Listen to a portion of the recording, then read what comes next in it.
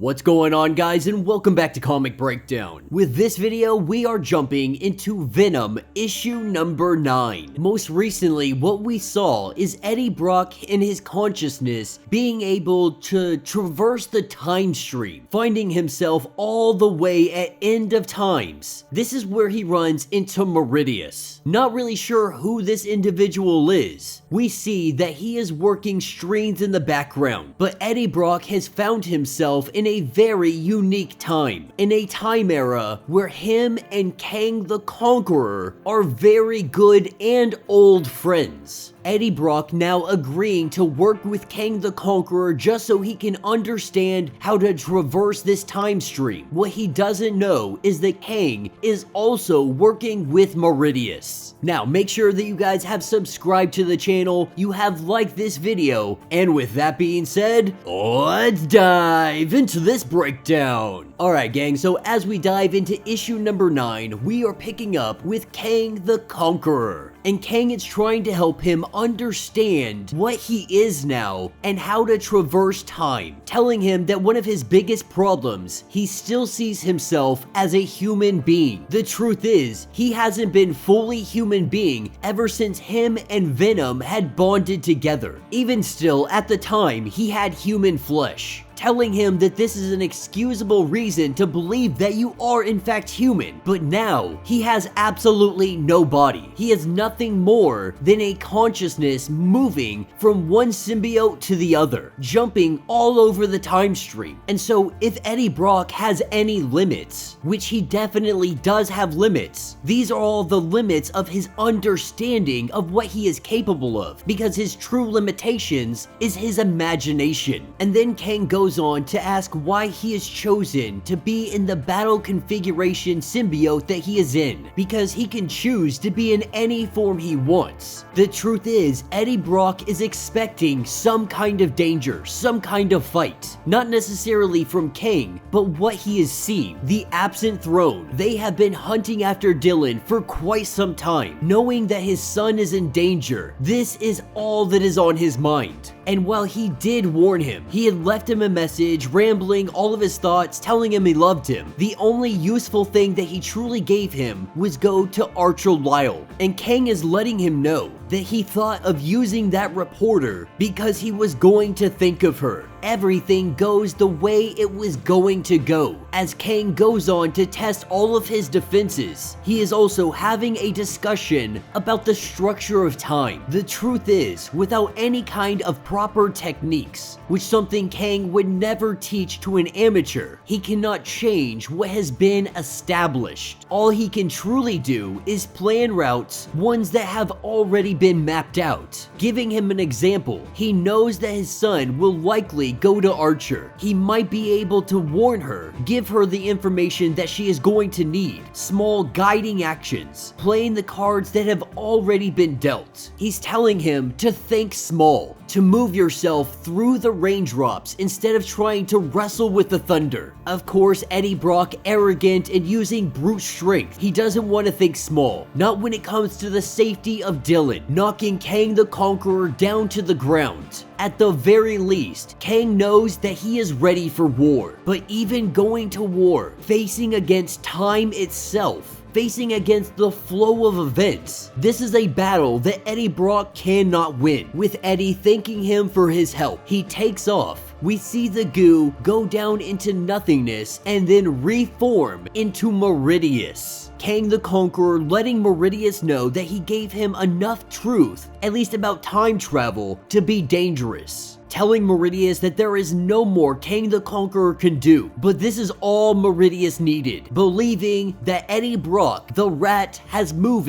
into the maze. And at the end of this maze, that is where Eddie Brock will find Meridius. As we have Eddie making his way through the time stream, he is by no means an expert time traveler. but he can at least visualize a time frame and get close enough to that time era. As he makes his way through, he is getting visions of Dylan. Dylan being in absolute pain. Something at his heart, something is getting to him. Knowing that he needs to reach Archer, he finds his way through a drain in that time era, 6 days before the day that he dies. And this is when he sends out the email to Archer to protect Dylan and everything he knows about the absent throne, believing that if Kang is right, this is all that he needs to do to move the events forward in a small changing of gestures. The only way to check and see if this worked is to jump forward into time to try and find where Dylan Brock is right this second. Of course, right now, it really is more of a relative thing, especially when you're a time traveler going through the time stream. What he does do is focus on Dylan, and as he travels through, this is when he arrives at the facility where Dylan had been kept. We saw this a couple issues ago. We didn't really understand what was happening, but now we do. This was Eddie Brock trying to come through the nearest symbiote and warn his son, but he recognizes that he was already too late. The absent throne have already got their hands on him, and this is all because he wasn't there to protect him, trying as quickly as he can to explain as much of this to Dylan that will hopefully have him understand what is happening, that he is dead but he is also not dead, that he is here but he is also not here. This is where he also learns that Archer betrayed Dylan. Archer is the one that turned him into the absent throne. This is when he recognizes that he did all of this. He put him and Venom together, expected it to work like they had known each other all their lives. He put him in touch with Archer, who in fact betrayed them. Archer didn't even like Eddie Brock, so he's not even sure why he sent Dylan in that direction. He also learns that there was another me, some other version of him that talked to Dylan. Not sure if that is in the future or something else. He thought that he had some kind of hold on all of this time travel. The truth is, he has no idea what he is doing, wanting to change all of this, wanting to do something to stop this from happening. He wants to go back in time and prevent any of this happening to Dylan before he leaves, letting him know that Venom will never let him down. He jumps back into the time stream, believing that Kang the Conqueror had been wrong, that time can be changed, and that he is going to change it no matter the cost, believing that he has it figured out just right, that he needs to find just the right moment. Looking from inside the time stream, he can see Dylan talking to Meridius. Only this Meridius, it looks exactly like Eddie Brock. Not really sure what Meridius is up to or how he is connected to the absent throne. He jumps into his own body. In that hotel room, this is where he makes the phone call to Dylan, the one that we saw in the early issues of this run, letting him know to sneak out, letting him know to go about the path that led him directly to where he is. Because you see, for Eddie Brock, this is his more or less future. For Dylan, all of these events have already happened. This is the moment that he told him not to bond with the symbiote, because he believes that bonding with the symbiote is what will eventually lead him to where he is in current time, or at least in Dylan's current time. This is exactly what Kang the Conqueror was trying to let him know, that he cannot change the state of events. The flow of events must continue on, while Eddie Brock believes that he is out here changing the course of history, believes that he is changing things to help Dylan out. The truth of the matter, he is doing exactly what the chain of events dictate him to do. As he goes falling into the time stream, he finds himself in a very, very strange and random place. Not really sure where this is. This is when he hears the voice of Meridius, finding himself in some kind of symbiote red goo, hoping that this is not Carnage. Meridius is letting him know that this is not the garden, but he needs to understand that there is no escape for him. If a mind can move in time, it can be moved, captured, and chained. Wherever there is a symbiote, there is a cage waiting for him. The cage that Meridius currently has him in is Bedlam, the giant red symbiote under under the control of Meridius. With a window opening, he is able to see. He can see everything that he was trying to turn away, to make unhappen. It's right in front of him, and there is nothing he can do to stop it, because he is part of this. Inside of Bedlam, his skin peels back to show the secrets underneath.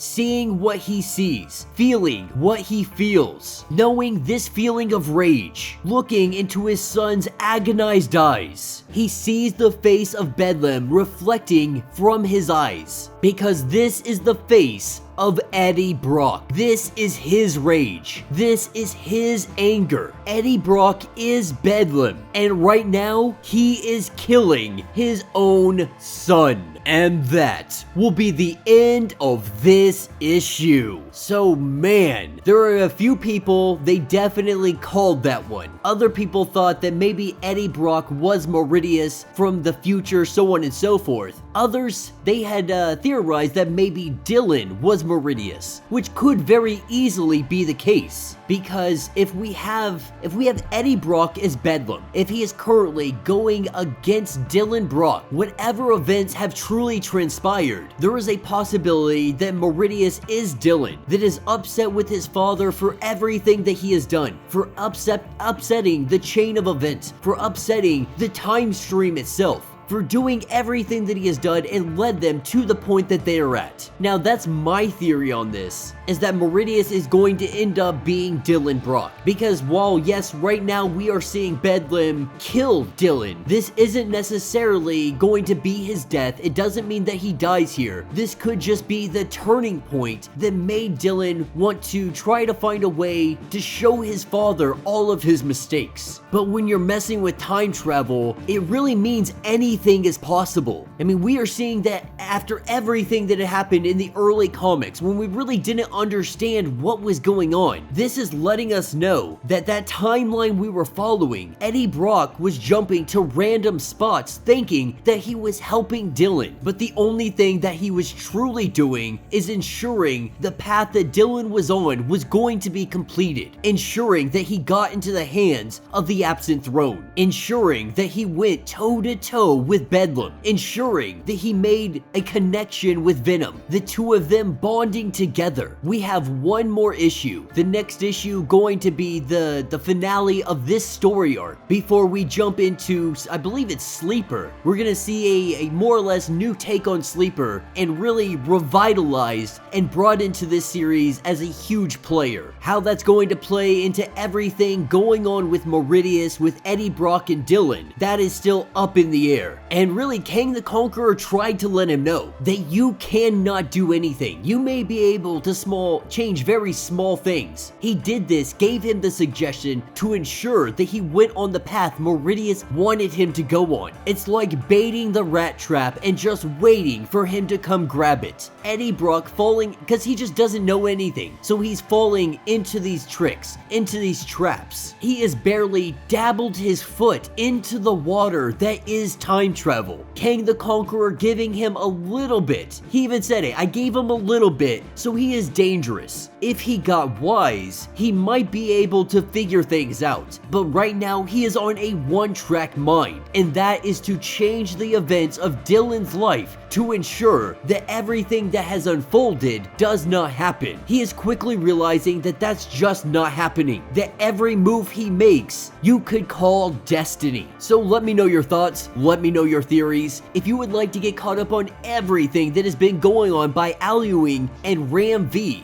be sure to check out the link in my description as well as the top of this video. It's gonna get you completely caught up on everything going on with the Venom series. If you would like to support the channel, you can always do so by hitting the super thanks button. This button will let you donate directly to the channel, and every little bit helps us out. Now if you can't do that, do me a favor, subscribe to the channel, like this video, hit that notification bell, and until the next breakdown.